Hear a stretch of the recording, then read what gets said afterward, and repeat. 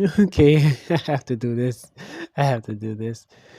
Boy, oh boy, ladies and gentlemen, do we have a video for you? We're going to be reacting to SmacksanRB once again, and he has another banger for us saying that Wuthering Waves completely outshine the big four, and here's why. Now, before we get into that sauce, let's look at the good old gotcha review for a bit because he said that Wuthering Waves completely outshine gotcha games like Genshin Impact, Honkai Star Rail, and Zone Zero, and Wuthering Waves. So, unfortunately, yes, we should be expecting Wuthering Waves to be on top of all of them. Now, we got free Pokemon Level D Space, Uma, and Wuthering Waves, Wuthering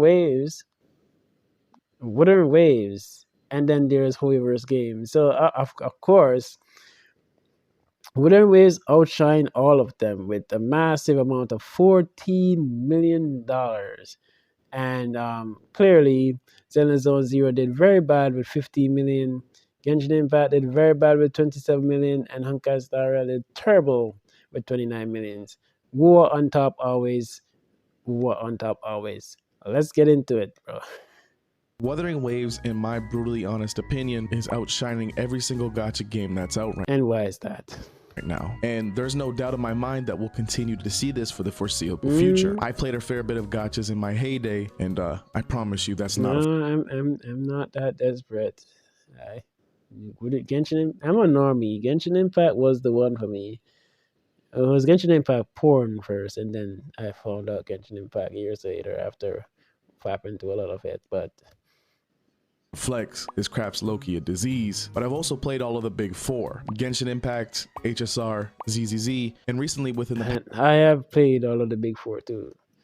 past month, I've slowly gotten into Wuthering Waves. I took the time to see Wuthering Waves for what it is, and I drew up the conclusion that Wuthering Waves is the most well-rounded gacha game that we've had in a very long time. Now, what exactly do I mean by well-rounded? Well, Yeah, I think it must be in the tits. It has to be the tits. It can't be anything else. Wuthering Waves, in my opinion, delivers and in some ways Tits. thrives in practically every aspect in what it means to be a gacha game compared to the other big four. Hence why Wuthering Waves is looked at as the #1 gacha game out right now. But Yeah, apart from the revenue. for this video, I really wanted to dive into the things that I think Wuthering Waves blows the big four out of the water. Yeah, she blows me. Wuthering Waves blows me. With. So sit back, relax, and let's glaze a bit. But before we do that, He mentioned it.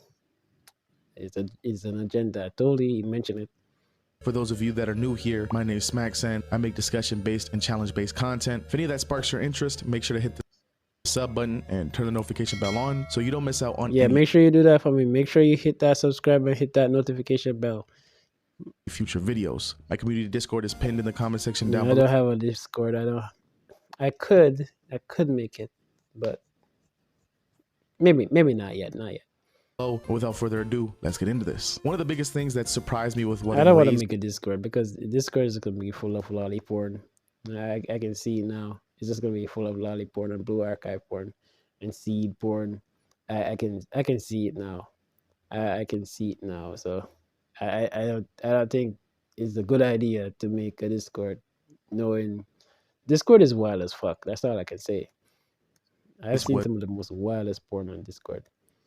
Its story. Now, we've seen with the big four that hoyo games are capable of creating a good story, but their storytelling is by far the worst shit I've ever seen. Heck, I even made a video not too long ago talking about how Amphorius in HSR was actually one of the best stories to date, but due to their storytelling, it completely ruined it. And what ruined Honkai Star story? And I don't remember if I mentioned this in the video. Probably something that I was gonna do and then scrap, but like what screwed up a Honkai Star story was the complaints that people were talking about that the story was too short and they need longer stories. So they decided to start making longer stories with Penacony and now Amphorius, and then people start complaining the story is too long.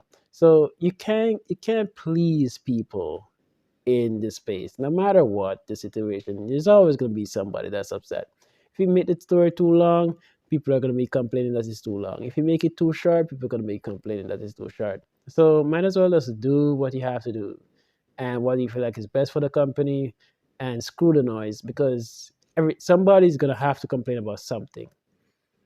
That's a typical trend when it comes to these hoyo games. And to be quite frank, this is exactly what I was expecting to get within Wuthering Waves. Another story which I'd rather just skip because it seems like the industry gotcha standard for stories are so low that we should just expect it to be a hot pile of doo-doo. But boy oh boy was I completely wrong. So many gotchas either rush you through the plot or just kind of dumps pages of text in your face. But Wuwa somehow gets it right. The story actually feels alive and engaging and gives you the real reasons to care about the characters. And speaking of characters, they're a big part of why the story works. They feel like actual people, not just units you pull for stats. The game takes Actual people that you never see again once you play their story.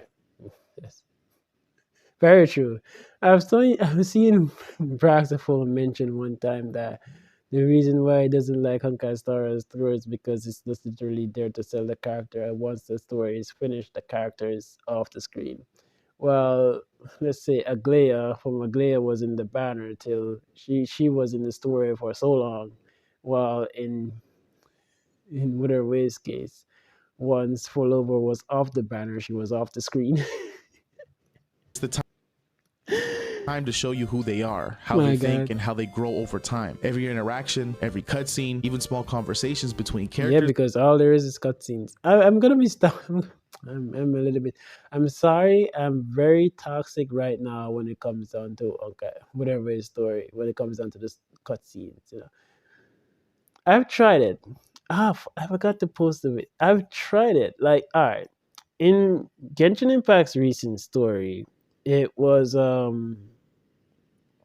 which one was it? This summer event, Bennett story quest. There was a how should I put this? There was a time gated event, quick time event, and I decided to see like what happens if I don't do it in Genshin Impact. You know what happened? Nothing happened. It didn't progress because the game was literally telling me that I'm dog shit. And in order to not make sure that the game doesn't think that I am not as amazingly talented at mini games as I normally am, I make sure I completed it. In Wuthering Waves is totally different. I met up on my first quick time event and I just say, all right, what's gonna happen if I don't press it? You know what happened? Nothing. It just keep on playing. It just works. And that just is an insult to say that the Wuthering Waves player base is so fucking stupid that your hands have to be held in quick time events. How dumb was that? When I used to play Naruto Shippuden, every single irradiation of it, there was quick time event, and when I fail that shit, I lose. If I'm gonna stop because I'm getting way too toxic. Because if I'm not gonna say what I'm. make you Alright, feel fuck it.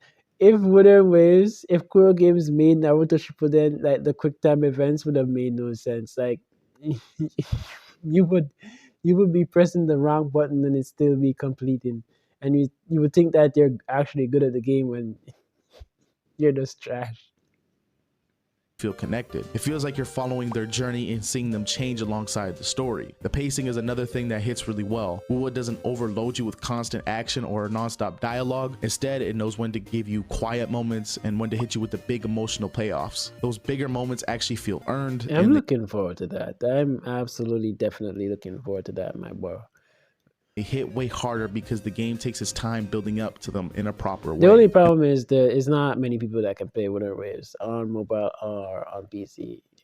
There's people that's oh my god, I'm gonna be so toxic with this. That's why Wuthering Waves viewership is so higher on Twitch compared to Zenless Zone Zero. Because on Zenless Zone Zero, most people can already play the game, so the viewership is not as high. While on Wuthering Waves, due to the fact that there's so little players that can actually play the game, the viewership have to be higher because most of the people that are spreading the Wuwa cultists can't even play the game. I have literally have arguments with people that cannot play Wuthering Waves, but is literally out there defending Wuthering Waves. And I get it. I wanted Wuthering Waves to be successful so that Genshin Impact can pull up their pants and actually start doing shit. Unfortunately, Honkai Star Rail was the one that made them pull up their pants and start doing shit. and I have to wait until Azura Familia comes out and NTE before they start actually taking things serious, because those would be much better competition than what Wuthering Waves was. I wanted Wuthering Waves to be a competition for Genshin Impact, and it kind of flopped. It was a little bit where they could have done something, but somewhere along the line they screwed shit up. I don't know.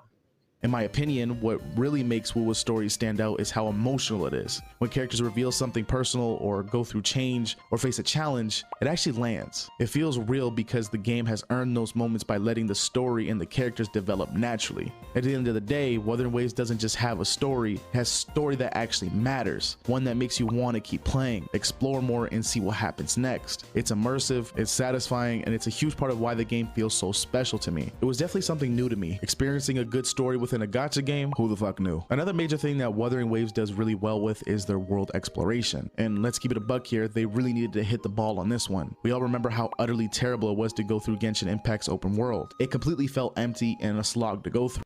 I'm guessing he's gonna mention flying. I'll give Wuthering Waves credit where credit is due. Flying feels amazing. It feels amazing. Flying feels amazing.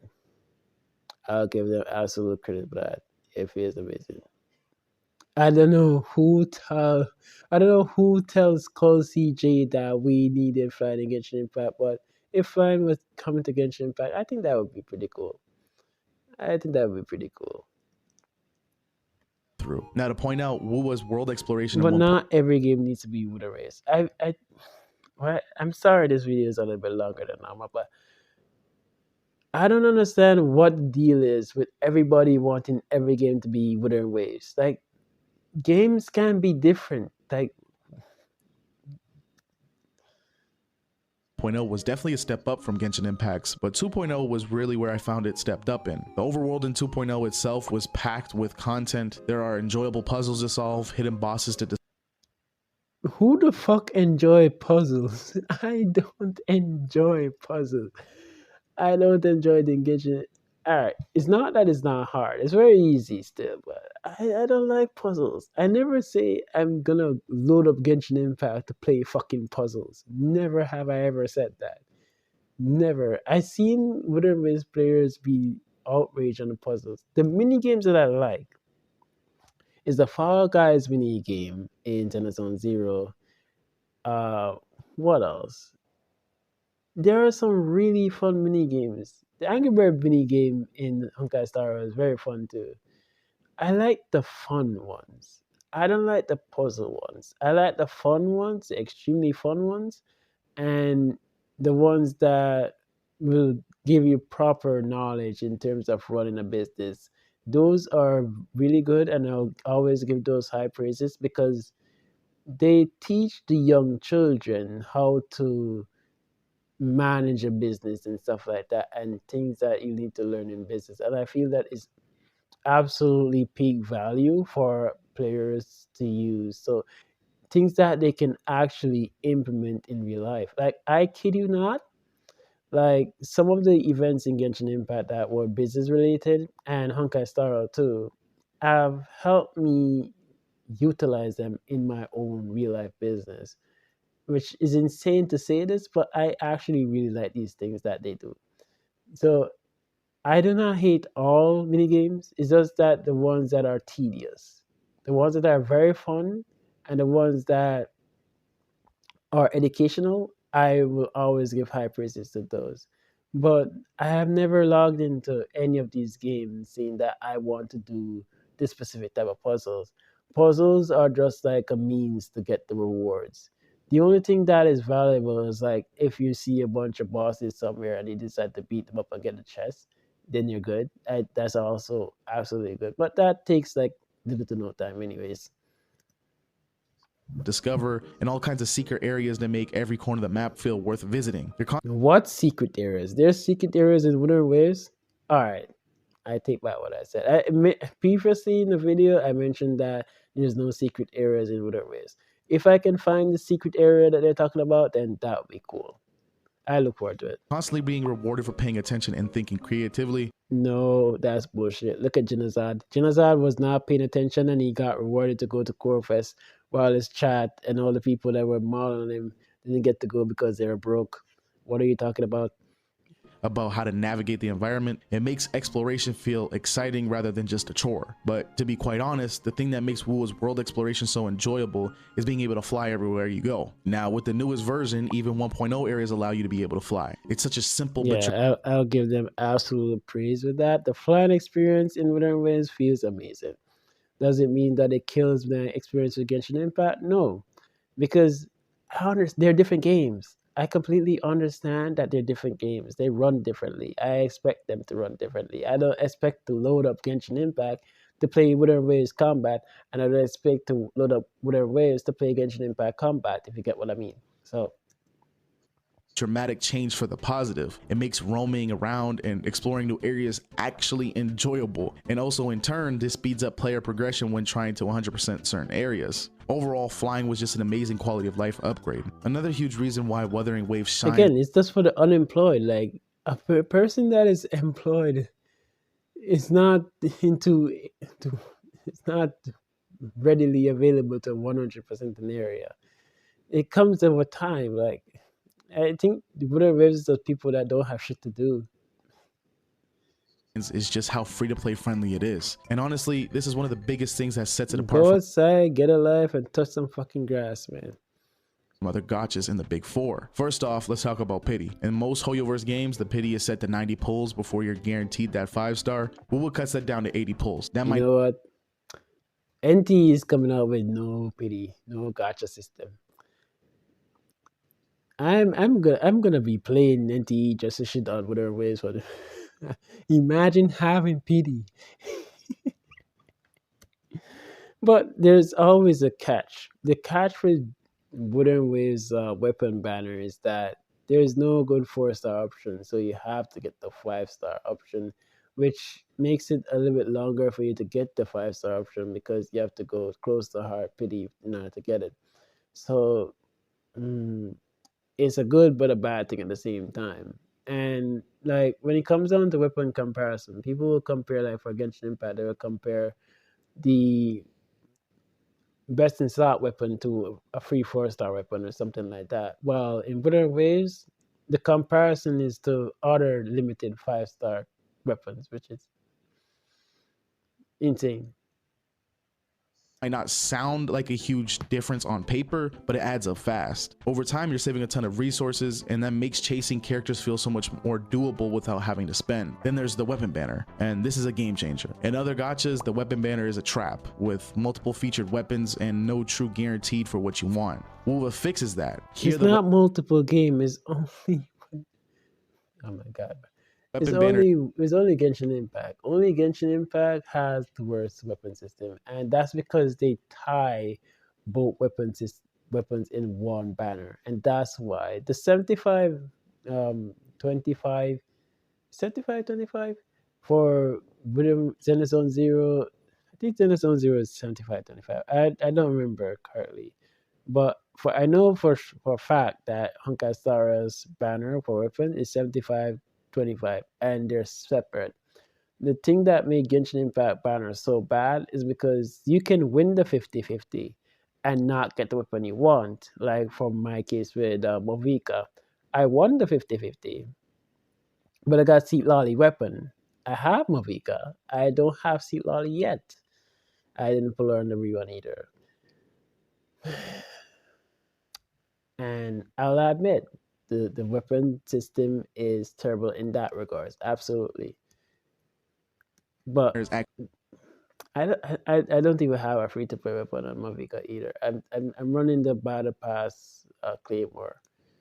actually guaranteed. If you're going for a specific weapon, you don't have to gamble endlessly. You know exactly what you're working toward. And that kind of transparency is huge for free to play players who can't afford to waste resources. On top of that, Wuwa is generous with its free income. Each patch That is also a double-edged sword because then again, the weapon banner has a completely different currency. So, for example, the free pulls that you would get for normal, just free pulls handed out to you, that you cannot like convert them to weapon pulls and use them in the weapon banner. So you have to plan your pulls a little bit better, and you have to be precise with it. You don't want to overcap on it either. So It's good. It's good. I'll not be hated. Hands out a steady stream of pulls through story content, events, exploration rewards, and login bonuses. It's not a trickle. It's enough that patch to patch, free-to-play players can realistically grab the characters or weapons they've been saving for. You don't feel locked out or like you're constantly falling behind if you're not swiping your card. And the best part, Wuwa's skill-based I'm gonna be honest to you. Like, all right, I can't believe I'm gonna be a sweat on this, but the key to gacha games is, especially hoyo games, you have to know what character is going to be very strong. And there are going to be content creators that will be covering these characters and talking about their multiplayer and stuff like that. And their eidolons, or I play Honkai Star too much. They're eidolons. So you can look at like what eidolons these characters have in the future and how are they going to be strong in the future. And the other thing, the misinformation people use saying that old characters aren't good in Honkai Star Rail, Genshin Impact, and Xenosaga Zero are wrong. Is the fact of the matter is that it's going to be a little bit difficult as years progress to complete the end game with old characters, no matter what, even in Wuthering Waves. And power creep, HP inflation is just something that is always going to happen. It's just something that can't be avoided. Because in order to sell a new character, the new character has to be more powerful than the old character. Is just true. Like I've given this example many times. I have Acheron, I have Kafka. My Kafka is a Nality electric DPS. If Acheron didn't do anything better than what my Kafka did, I would have no reason to pull Acheron. You kind of get what I'm saying? So they have to make units stronger than the previous units eventually. So whatever is doing a fantastic job delaying it for now, but I can see it creeping in that these 2.0 units are very, very strong. It started with Zani. So this thing is just gonna come regardless. We can't do anything about it. combat means that even the free characters you start with are strong enough and All viable. right. I am a little bit thirsty. Let me get some water. I am okay, we're back. You don't have to chase every banner to succeed. If you're smart with your polls, plan a little, and make use of what the game gives you, being free to play and still building the team that you want is 100% achievable. At the end of the day, Wuwa respects your time and your wallet. With lower pity, guaranteed weapons, and a steady flow of free pulls, it proves that you can enjoy the game to its fullest without spending a dime. And that's something the gacha space desperately needed. Now we've got to talk about another one of Wuwa's biggest strengths, and that's their character designs in my opinion. In the gacha space, character designs are everything. It's what makes people pull, what makes them connect with the world, and what keeps them coming back. And honestly, Wuwa makes some of the best character designs I've ever seen yet in a gacha game. What makes them so good is that they're not just Holy glaze, man. Holy glaze. Holy glaze. Well, I think it's basic. It's basic. This is just a gown. This is just a gown. Just a gown. Shirt and stuff. Tank top. Mini skirt or mini shorts, whatever. The schoolgirl outfit. This is average. flashy for the sake of being flashy. Every character feels intentional. Their outfits, their color palettes, even the way they animate all tie back to who they are. You could take one look at a character and immediately get a sense of their personality, whether they're calm and composed, fierce and battle ready, or playful and lighthearted. Compared to a lot of other gacha games where characters can sometimes feel like they're designed just to sell banners, Wuwa's roster is cohesive. The designs actually make sense within the world while standing out enough to be memorable. There's this balance between style and functionality that makes them believable, but still exciting. Another thing Wuwa nails is variety. You're not just looking at slightly different spins of the same archetype. The cast feels diverse, not only in their visual aesthetics, but how the designs connect to their combat style. A character who feels heavy and powerful looks the part, while someone more agile and fluid has animations and outfits that reflect that energy. It creates a sense of harmony between gameplay and design that a lot of games don't always get right. And let's be real here, they're just simply cool. From their weapons to their animations to the finer details in their clothing, Wuwa's characters have this sleek, Hmm.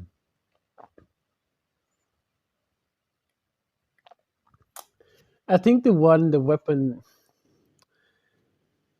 Honkai Star is the one that I love the most because Honkai Star is literally just a walking meme. The cast fight with some of the most ridiculous weapons in the game, and I absolutely love it. Like I don't get this thing that Genshin Impact 2 does it too, where they'll give the small child character a big ass claymore to wield. Like at the end of the day, not at the end of the game. At the end of the day, this is a game. Like it's okay to not take things seriously. It's okay to do some weird shit. And Honkai Star will do that the best. In terms of character designs, which one has the best character designs? Genshin Impact, Wuthering Waves, Honkai Star, or Zenithal Zero? Hmm. It's difficult to tell. Like all are good in their own way. I don't think there's anything that really stands out to like this is the best character designs. Maybe Zenithal Zero. Their designs are really. I think Zenithal Zero is better than Wuthering Waves and everybody else. And that's just because it's the newest one. Like if Genshin Impact was released today, I think their quality would be really good. But we it seems like we always seem to forget that Genshin Impact is an old ass game. It's very old right now, and it's on the Honkai Impact herd levels right now. So its age is showing, and there's nothing wrong with that.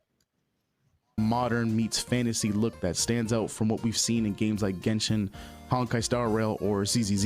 They don't feel like copies of each other, they feel like a cast that you want to collect, Funny you should say copy. not just because they're strong, but because you're genuinely interested. At the end of the day, Wuwa shows that character design isn't just about making characters look cool, it's about making Isn't those the characters that Glaive Kiev crashed out on in Genshin Impact? How these characters are? Oh my god! This is another example that it's okay when we do it, but if other games do it, it's a problem. them memorable, meaningful, and fun to play. And Isn't this lazy development, Glaive Kiev? I'm curious. that's exactly why their designs hit so hard for me. Another thing that makes Wuwa so great that I swear is slept Oh on my because I god! Flashback. haven't heard anyone mention it before. I've got to bring it up. It's their music because it's honestly insane. No, no, no. Let me. One of my favorites in the Zone Zero songs. Let me bring it up real quick. Um, ZZ TKO. This is a song that I used to play in the audio. This is why I say Wuthering Waves cannot compete. You have to remember, Hoyoverse is a music company first, and then they do the games.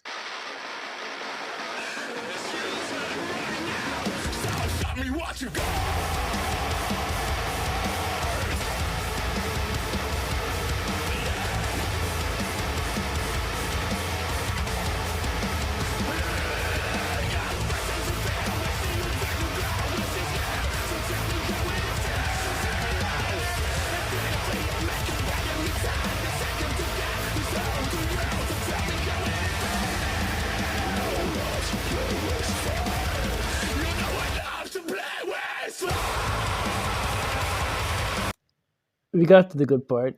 This is why I say there is just no competition between.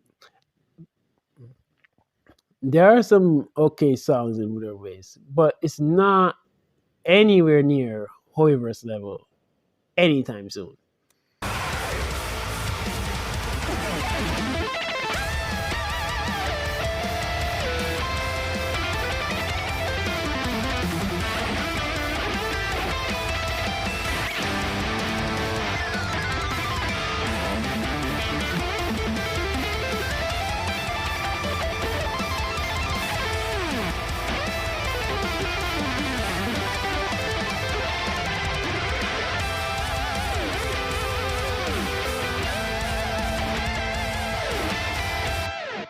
This is why I say it's just no competition. There's just no competition between Wuthering songs and whoever's songs. There's no competition between Zone Zero's NPC and Wuthering Waves NPC, and that's fine. It's okay for Wuthering Waves to do some things good and other games to do some things good better. It's just, it is what it is.